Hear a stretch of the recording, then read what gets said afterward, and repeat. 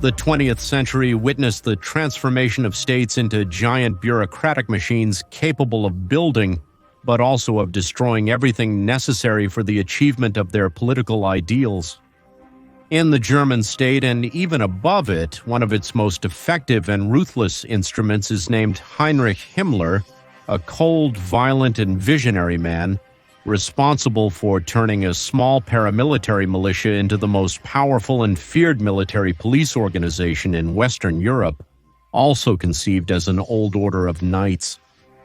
Nicknamed the Loyal Himmler by the supreme leader, although he dishonored his nickname in his last days, and a great promoter of esoteric and neo-pagan beliefs of the old Nordic myths, Himmler's life is of utmost interest to all history learners, and today we are going to know it in this video that I invite you to watch until the end. This is Ronaldo Carrillo speaking. This is the New Encyclopedia, and don't forget to like this video, share the material, leave your comment, which is very important to us, and especially support us on our Patreon, which you can find below this video.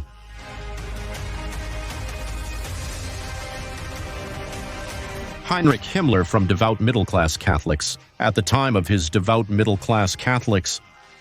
At the time of his birth, in the year 1900, the German Empire was coming from a turbulent century, but also a century where it had consolidated as a scientific, cultural, philosophical, and economic beacon of the world.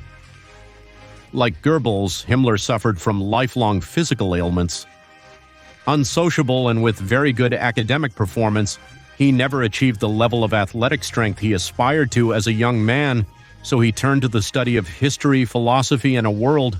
But soon Germany was finally defeated, and World War. But soon Germany was finally defeated, and he never saw combat. He decides after the conflict to study agronomy at what is now the Technical University of Munich. Himmler and the King of Prussia abdicate in the face of internal revolutions by German socialists and liberals. And there were already internal leaders who were German socialists and liberals. And he had already turned 19 when he witnessed the final collapse of the empire, the parliamentary, and with the subjugation of the German nation to the Treaty of Versailles. During university, Himmler begins to develop sympathies for the Germanic nationalist ideas of the time and maintains his dream of pursuing a military career. But hindered by his physical frailty, he begins to see life in the Freikorps, a sort of paramilitary groups made up of war veterans or young volunteers of various ideologies and tendencies who rejected the new status quo and also fought the communist insurgency, the stab in the back, which believed that Germany had not lost the war on the battlefields, but by the betrayal of civilian politicians on the home front. It is in these circles that Himmler meets one of the first members of the party and co-founder of the SA, popularly known as the Brown Shirts, the first militia of the future ruling party. These circles imbued him with a warrior and military attitude that he would maintain all his life, as well as a strong contempt for Bolshevik communism.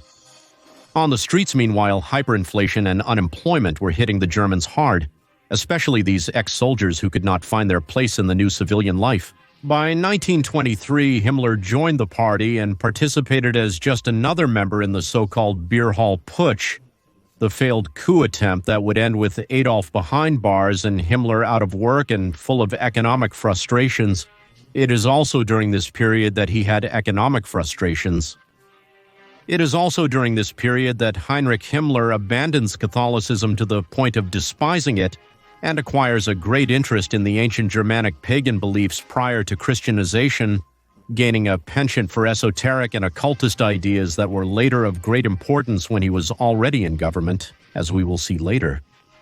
Himmler would also become very critical of the Masons, and once in power, he would persecute them.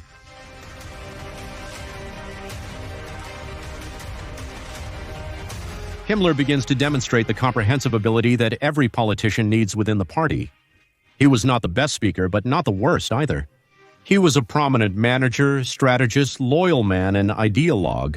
In 1925, he makes a move that would mark the rest of his life. He joins the famously ruthless SS, which were born as a protection squad for the party leaders, but in the future, under the leadership of Himmler, they would become the most powerful paramilitary organization in Germany and much of Europe, performing police, military, surveillance, and security functions in the service of the state party. His intelligence and organizational ability were very notable in the eyes of the party hierarchs, and he is also appointed as the deputy of the propaganda chief, developing a complex but effective bureaucratic machinery for the proliferation of propaganda everywhere. He also writes many articles and essays.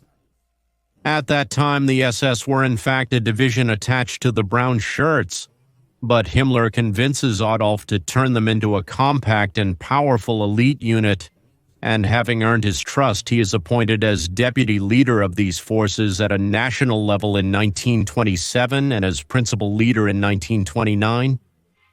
Walter Dahr's ideas of blood and soil as the primordial bond of nations and his call to return to agrarian life would also greatly influence Himmler's thinking at this time. Democratic parliamentary Germany, after centuries of strongman monarchical tradition, suffers from strong political instability. Poverty, hunger, and deficit reach figures worse than in wartime. Vagrancy, prostitution, and other vices grow in the streets, and the high presence of non-German groups in power spaces is viewed with suspicion and resentment. In this context, in less than 5 years, the party goes from having 12 seats to having 230 seats in 1932 in the German Reichstag, that is, in parliament. Similarly, when Himmler took over the leadership of the SS in 1929, it was a small force with no more than 300 men. By the following year, it was already a compact elite group of 3,000 Germans, and by 1933, when Adolf was appointed Chancellor of Germany with the majority of the parliament, the SS made up a powerful group of 52,000 members. But its rise as a major police force in Europe was still to be seen. The SS were not just any security force, they were the body and soul of the new German government. They were not just another police apparatus, but Himmler conceived them as a knightly order heir to the Teutonic Knights and inspired by the operating methods of orders like the Jesuits, as a warrior and violent elite dedicated to a greater cause with absolute obedience. The ideological and spiritual component was of the first order in the SS with its own internal religion. Its members were selected under strict moral, physical, and racial filters and were subjected to rigorous training. Physical filters that even Himmler himself would hardly pass. The public and private life of the members was governed under stricter rules than the German army itself. A member of the SS could only marry women of proven Nordic ancestry, and they were encouraged to have at least 4 children, although in practice they were far from achieving these results.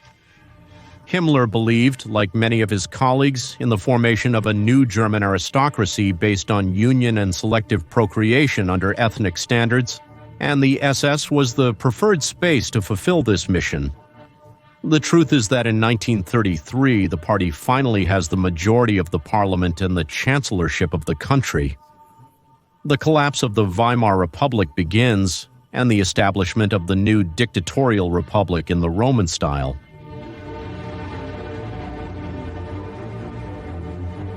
With the legislative powers that the new chancellor receives, and with the de facto outlawing of the Communist Party, Himmler is in charge in the same year, in 1933, of creating the first prisoner center in Dachau. The first prisoners were communists and social democrats guarded by the SS. Strict rules were imposed for the order of the prisoner camps for surveillance, severe punishments, and the use of prisoners in work shifts. This model served as a basis for future prisoner centers in Germany.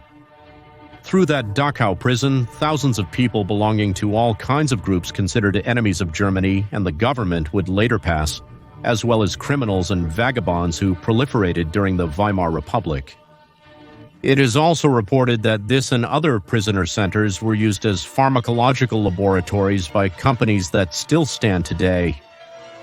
The following year, Himmler is appointed head of all of Germany's police forces. Similarly, Göring, who had created the Gestapo but concerned about its lack of effectiveness, cedes its leadership to Himmler. With this, the German secret police now also came under the control of the SS, led by Reinhard Heydrich in service to Himmler, with whom he had a very close relationship until the end. But amidst all of this, there was a worrying internal threat to the government, and not from any leftist or liberal, but from their own ranks. Ernst Röhm was a leader with quite a bit of popularity, who was also in charge of the SA made up of millions of brown shirts that far outnumbered the German army.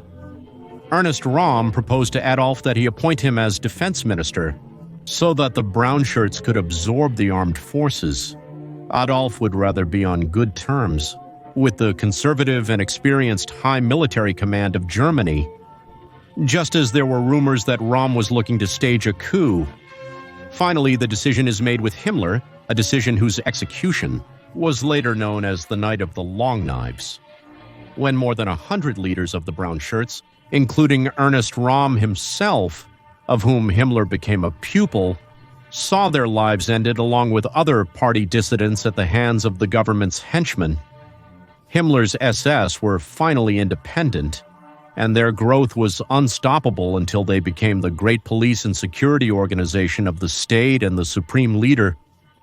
While the SA became a social-type organization dedicated to physical activity and sport, parallel to the repression against dissent, the German state was gaining new dynamism, finally achieved political stability and aligned economic forces under the government's national plan.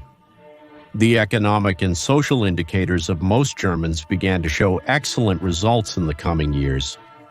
Likewise, in the years leading up to the war, Himmler finally unifies and takes absolute control of the state's police and security forces by merging them with the CCS. Although they formally answered to the Interior Ministry, in practice they were above the state, subordinate to the supreme leader and no one else.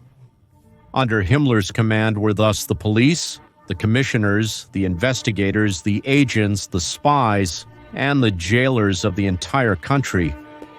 Thus he became the great mastermind behind the intelligence, control, and security tasks of the German state.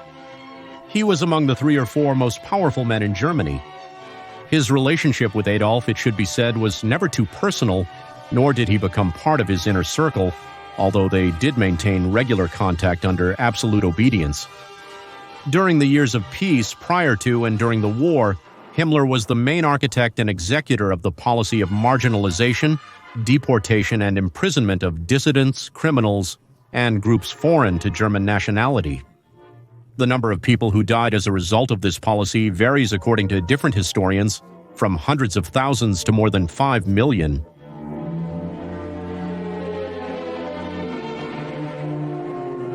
Within National Socialism, there were several influential men who saw Christian morality and the church as a force contrary to the revitalization of German culture. Racialist and Darwinist, Himmler was one of these, who we have said was interested from a young age in the old Nordic pagan traditions. Although numerous high-ranking Catholics and Protestants supported the new German government, many Christians were also the target of persecution and imprisonment, and Himmler's SS were a key driver of this policy. In fact, Himmler prohibited the presence of Catholic and Protestant chaplains during the war within his military units.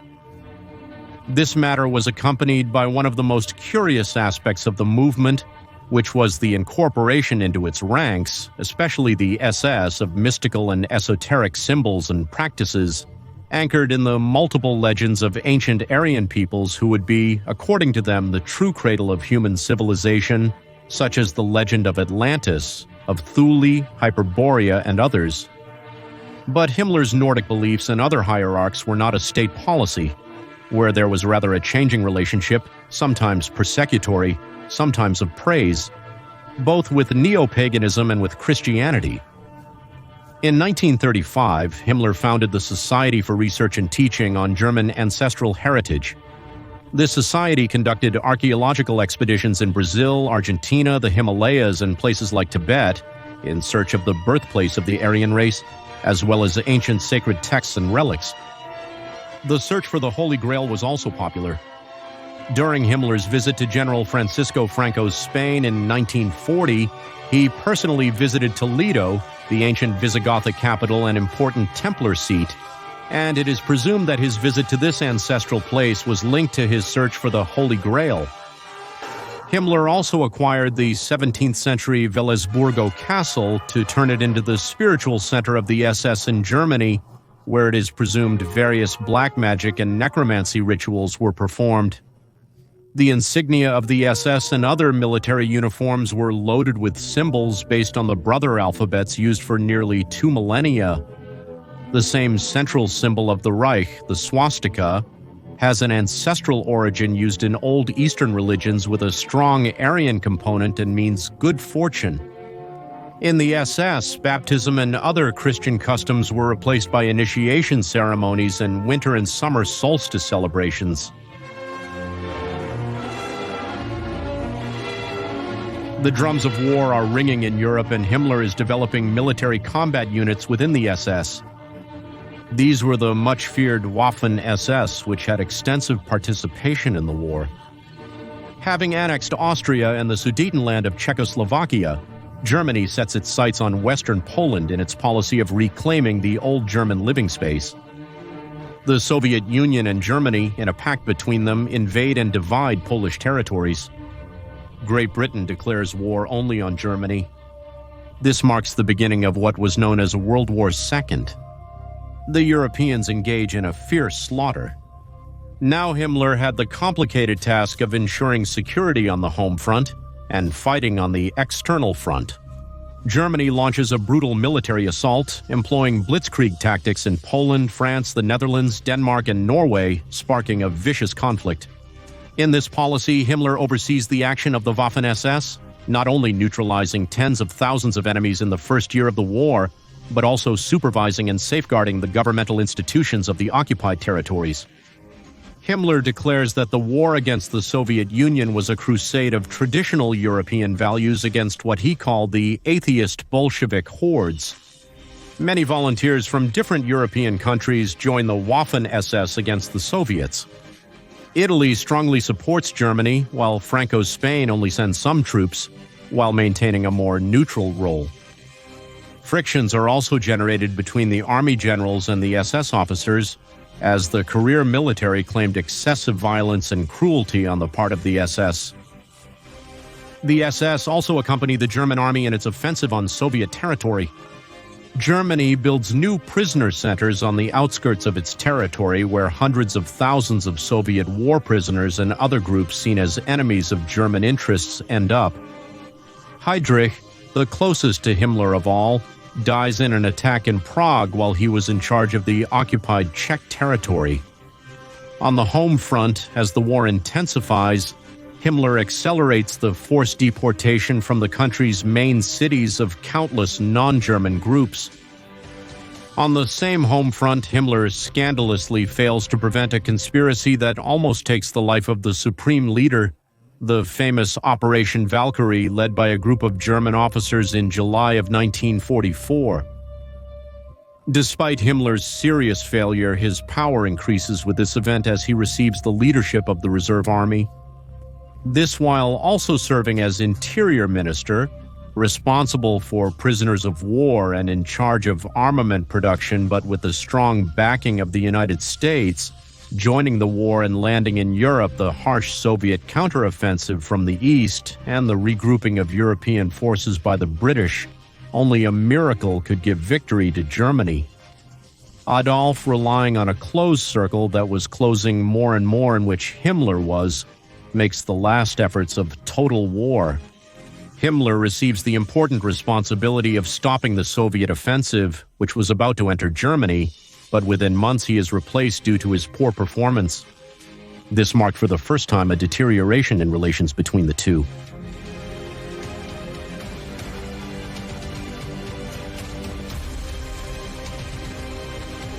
After this setback, Himmler would be one of the main drivers behind Adolf's back to arrange peace negotiations.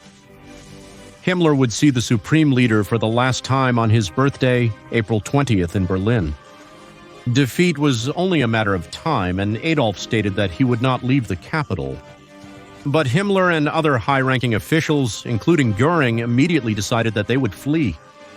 Himmler tries to advance in his surrender negotiations and meets with a Swedish representative of the World Jewish Congress, with whom he negotiates the release of tens of thousands of prisoners, and to whom he maintains his hypothesis that waves of typhus disease and other factors of poor nutrition and unhealthiness were the main cause of most of the deaths in the prisoner centers, and not rather a deliberate policy of mass execution. 2 days later, through the mediation of the Swedish consulate, Himmler writes a letter to American General Eisenhower stating that Germany wished to surrender to the Western armies and ally with them against the Soviets. The Allies reject the proposal at the same time as Adolf finds out about Himmler's efforts through a British Broadcasting Corporation bulletin, whom he considered his most loyal follower after Goebbels.